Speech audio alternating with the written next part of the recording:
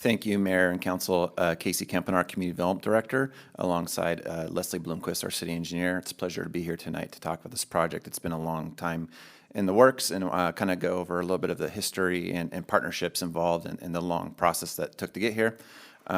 This project has been a partnership between the city, obviously, and the stakeholders on this screen. So I really want to recognize the importance of those partnerships with these various agencies. Without them, this project would not have come to fruition.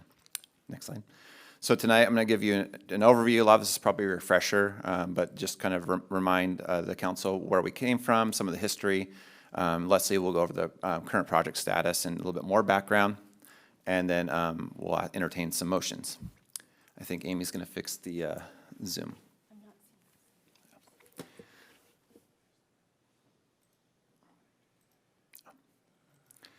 So just to help orient the council, on the bottom left side of the screen is Arcade Creek Park Preserve, which was really our first trail in the city when we were in our infancy of trail building, and that was a great success, and this really builds on that.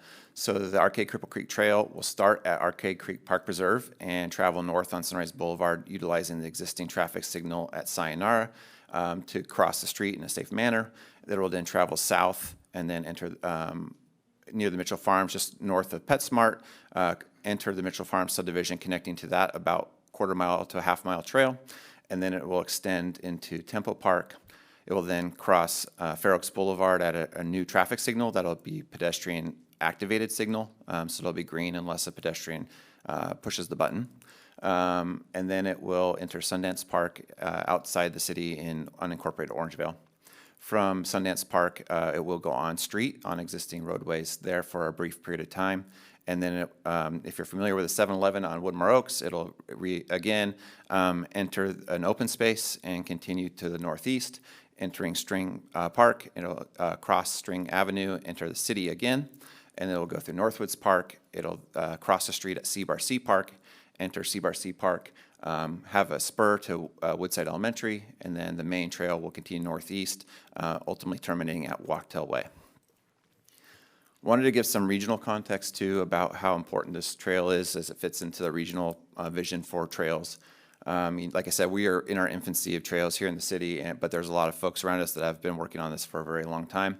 As you can see on the map, the orange dotted line is the trail alignment. It connects to creek trails that are proposed through the city further to the west.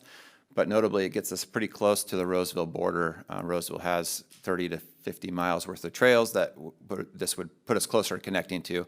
And ultimately, there's a regional vision to connect over to Folsom Lake and the American River Parkway. So we're taking the first steps to get to that. There's also a long history. If you go back and look at our subdivision maps from the 60s and 70s along our creek corridors and the SMUD utility corridors, the county did a really good job of preserving land for this purpose to build trails and parks. So along the creeks, those weren't developable for homes, but they did make great parks. So those pieces of land were dedicated to the county at the time and now benefit the city. Same thing where there wasn't a park, there was an easement created to connect parks. And so this project connects 8 different parks as a result. So then in 2000, we adopted our first general plan, and that's really what memorialized us as a city moving this forward. It had a goal 38 that said that we should connect, create a series of creekside trails for public use. And so that was kind of the infancy for us.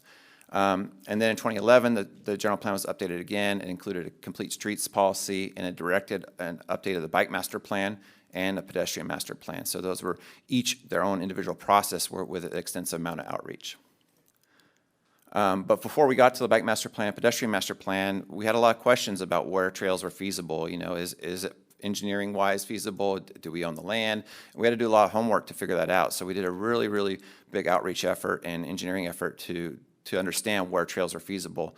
And the council at that time directed us to proceed with the priority 1 trails, which are the highest priority, easiest trails to move forward with. And they directed us to incorporate those into our plans and pursue funding. So then in 2015, we did the bike master plan and updated the general plan map to include trails, memorializing where the trails would go, including this section of the trails. Same thing with the pedestrian master plan. This trail was identified as a high priority trail for the city to pursue. So building upon the efforts to incorporate all of this in the various plans, in 2016, we applied for an active transportation program grant. This is a grant managed by Caltrans and provides funding only for projects that increase biking, walking, and alternative modes of transportation. At the time of this cycle of the ATP program, they had over 450 applications requesting nearly $1 billion. They awarded about $350 million, and our project was part of that. At that time of the grant award, the project scope was agreed upon, and we started moving forward. The grant award was about $6.2 million to construct a 2.9-mile-long multi-use trail, a 10-foot wide paved section with 2-foot wide decomposed granite shoulders on either side. Connects to the 8 parks, ultimately connecting to the Sunrise Marketplace and a direct connection to Woodside K-8. This is a partnership with San Juan Unified School District, who has dedicated land for the city to install the trail at Woodside K-8. Partnership with Sunrise Recreation and Park District and Orangevale Recreation and Park District, for which it's their parks that this is running through, so we've been working very closely with them throughout the design of this project. Sacramento County, we cross a couple county streets, and so we've been working with them on the design of those crossings. And SMUD, a lot of the proposed trail alignment runs underneath SMUD electrical facilities, so we've been working closely with them on their design requirements for various elements of the project. This is just a visual of what the trail is anticipated to look like. This is an existing trail in the city of Folsom. 10-foot wide asphalt with 2-foot wide decomposed granite shoulders. This is pretty standard and typical for multi-use trail designs, not only in the Sacramento region, but throughout the state and the country. So just a quick trail development timeline here. So in 2016, we did identify that original ATP grant funds. We did the preliminary outreach and design, and City Council adopted the environmental document in October of 2019 for this project.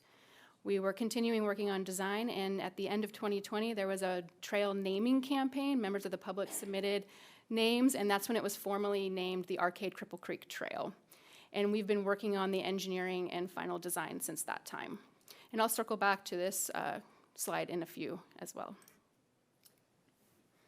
So as Leslie stated, we did a lot of outreach for this project, and we heard a lot of comments and concerns, and we really worked hard to address that. One of the biggest concerns we heard was related tree removal. And that's understandable because when we first did the environmental document, we had a very broad brush. We didn't have all the details figured out, and we had to assume the worst case scenario. So as we have continued with the engineering design, we've been able to refine that dramatically. So our thought process through that was, number one, to avoid impacts, and so you can do that by meandering the trail, using walls or curbs, different engineering techniques to avoid those. If you can avoid them, there's also techniques to minimize the impact. So you can encroach a little bit into those drip lines if an arborist is supervising that work, or you can also do different design techniques. And worst case scenario, if you can't avoid an impact, you can mitigate for that, and that's involving planting trees. So at the end of the project, an arborist will evaluate all the trees removed and impacted, and then there'll be a number of trees that were required to replace consistent with the city's code. And then you also have to monitor them. So you have to monitor them and establish them, which is a 3-year establishment period. So again, this illustrates what we assumed on the left. The environmental document assumed the worst case scenario, just a straight line, and identified 302 trees that were required to come out. Through the final design, we were able to reduce that by 81%. There's 57 trees that are required to be removed. So we really sharpened our pencils and were really able to reduce that. So again, this slide's a little duplicative, but we were able to use these various techniques to meander around trees as much as we possibly could. And then during construction, the contractor is obligated to install tree protection fencing, and if any work occurs within that tree protection fencing, an arborist is on site to observe that work to ensure that it's following best practices. And then mitigation, we know mitigation is important. We know it's also, there's a bit of a challenge because we're under the SMUD line, so we are limited. So we collaborated really closely with SMUD and the Tree Foundation to develop a planning plan where we can get big trees outside the SMUD lines, we did, and where we couldn't, we have smaller trees that are approved by SMUD. one of the really important reasons why we went with the Tree Foundation, because we saw the value of doing an educational event as part of this. And those of you that know, the Tree Foundation is really good at getting the word out, getting volunteers, and really sharing the importance of trees for the community. And they'll also maintain it for 3 years at a reasonable price. So we also looked at ways to make sure the trail was going to be safe for all users after construction, and working in collaboration with the Citrus Heights Police Department and the Sacramento County Sheriffs, we implemented crime prevention through environmental design concepts, or CPTED as they're referred to. And we did this by increasing sight distance. The trail project construction will remove all overgrown vegetation. It will limb trees, make sure, in accordance with the arborist, make sure the line of sights are improved. So where you might be seeing vegetation and items happening, that will all be open and visible to trail users. There's a lot of dead ends currently along the trail alignment where fencing currently blocks. That will be opened up, and the vegetation at the end of those will be removed as well. Anywhere where we're putting in the 10-foot trail, we will be putting in trail lighting as well, so it will be lit at night, all solar lights, so hoping to minimize our electrical costs and reduce our maintenance as well by still providing those safety elements. And just by paving the trail, we'll increase access for our emergency vehicles, reducing response times. Opening up the dead ends will also help with that too, as they'll be able to quickly get in and around and through areas. We are required to install some new bridges. We do know there are concerns there. We've really worked hard to maintain and open up the areas, increase line of sight, and as well, we'll be installing riprap underneath, which are large, jagged rocks that'll really help protect the embankment for environmental purposes, but will also make it really unattractive for anyone to want to be there. And we also heard throughout the public engagement phase of the project that people were concerned that they'd have to know which jurisdiction they were in and who to call should there be anything to report. So we've taken that into consideration. The project will install mile markers along the trail, so you'll be able to identify where you are, and we will have a consolidated response approach, which we've all already discussed and agreed on how that will work. So back to our current status, now that the engineering is done, we are here tonight for council authorization for construction of the trail project. The final plans were released on April 29th, and bids were open on June 9th. The engineer's estimate was 6.7. The low bid was 8.466 million. Central Valley Engineering and Asphalt is the low bidder. Including contingency, construction management, design support, and all other kind of soft costs, we're looking at a $10.374 million estimated construction cost for this project. So as you can imagine, we opened up the bids and we saw the numbers and we were a little shocked and saddened. So immediately we started looking at reasons why the numbers had come in higher than we were anticipating. Several of these reasons are listed here. We did take inflation into account when we were doing the engineer's estimate, but the amount that we were estimating was far higher than what we had ever thought would occur, especially over the last 6 months, and so that had a big and significant impact on the numbers that we received. There's still a large labor shortage in the construction industry, and we do believe that played a large part in the higher numbers, as well as the material supply chain. We've talked to those in the industry, and we don't really anticipate that ending anytime soon. There is a constrained construction zone where they will be working. Access is limited. It's between fences, and so there's some extra costs for the extra handwork needed and access constraints. The linear nature of the trail lends itself to kind of different order of operation, and we also have a lot of environmental regulations, permits, and safety requirements as part of the project as well. So once we really kind of figured out what was causing the cost increase, we looked at 2 ways to determine the best path forward. One would be to reduce costs, and the other to find additional funding. Regarding reduced costs, we have looked at our design. We have evaluated it again for various elements of the design that we could potentially reduce, scope changes, design modifications that might result in some lower construction costs. If awarded, we would sit down immediately with the construction contractor, sharpen our pencils, figure out what are some items that we can modify. We've also talked to our partnering agencies and discussed potential items of the project that they might be able to help provide labor for. Maybe we can provide the materials and they can install fencing, post and cable fencing, tree plantings, and so on. And then we've also looked at the contingency. Typically, we authorize or request authorization of a 15% contingency.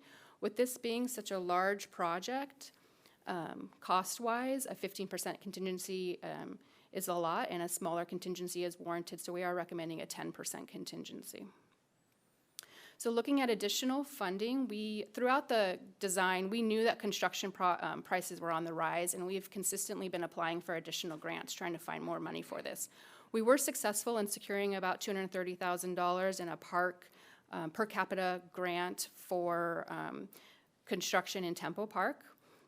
We've applied for other grants, but unfortunately have not been successful in securing additional funds. So one of the considerations tonight is to allocate an additional $75,000 in the city's park impact fees, or we hold them, the park impact fees for construction in the C-Bar-C Park. And another item for consideration tonight is a $2 million Sacog loan. It's an interest-free loan, no contingencies on this. Sacog has been a partner in this project as well. Trail construction aligns with a lot of their policies and guidelines, and they're excited to see the trail network in the Sacramento region. So they are looking and hoping that we can find a way to fund this, and have offered a $2 million loan for us to move forward with. It's important to note this isn't the first loan in the region. It won't be the last, as we are just at the tip of the iceberg, and a lot of projects are seeing cost overrides with their construction bids. So just a summary on the project funding. We have about $5.755 million in the various grants identified, a little over $2.5 million in local funds. None of these are general fund. They are stormwater, Measure A bike ped, and a couple other funding sources. We're looking at a $75,000 park impact fee, should you approve that tonight, and the $2 million Sacog loan. And where that money will go, the 8.466 will go to the construction contract award, although, as mentioned, we would look to reduce those costs immediately upon execution of the contract, and the 10% contingency. We have a little over $800,000 for a construction management contract. This would be to fund a full-time inspector on the job to make sure that the product that we're getting out in the field matches the construction documents. It includes materials testing to make sure we're getting the proper materials, as well as construction engineering. $60,000 for construction design support for our design engineer to review design, shop submittals, requests for information, clarity on the design, and technical submittals. And a $41,000 tree mitigation. As Casey mentioned, we are going to have to remove some trees, so the cost associated with that will go to the tree mitigation fund, which will then be used with additional city funds to pay for the Sacramento Tree Foundation contract. So throughout the life of the project, we've done a significant amount of public engagement. We've had numerous presentations, field meetings with neighbors and stakeholders. We've had our project website, and we've kept our frequently asked questions page up to date. We've been the subject of many media, videos, articles, posts, and not typical for design projects. We released our final design plans to the public, received comments, incorporated what we could, and provided a response. And then we've, of course, done the trail naming campaign for Arcade-Cripple Creek Trail Project. And it's paying off. This is a house that recently sold on Claypool in June, and you can see at the bottom the mere steps away from the new Arcade-Cripple Creek Trail, so it is now a real estate selling point. So that's the end of our presentation. I have here the 6 items that are up for consideration tonight, and we have various members present should you have any questions from our partnering agencies and consultants.